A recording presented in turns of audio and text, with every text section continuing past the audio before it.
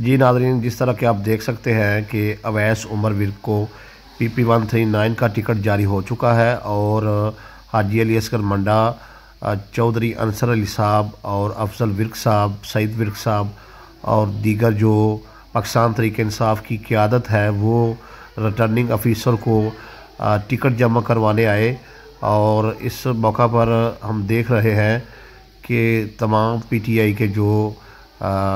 नामवर इलाके के जो लोग हैं, ओहदादारान हैं, वो सब एक हैं। आप ये देखें मोहब्बत का अंदाज़ जो हाजी अली असगर मंडा का अवैस उमर विर्क के साथ है और अवैस उमर विर्क का हाजी अली असगर मंडा के साथ है, वो काबिल तारीफ़ है। और ऐसा लग रहा है कि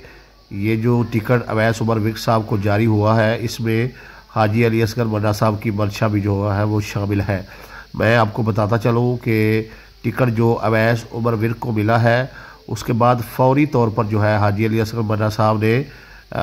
उनकी हमायत का भी ऐलान किया है, बल्कि टिकट भी अपने हाथों से ही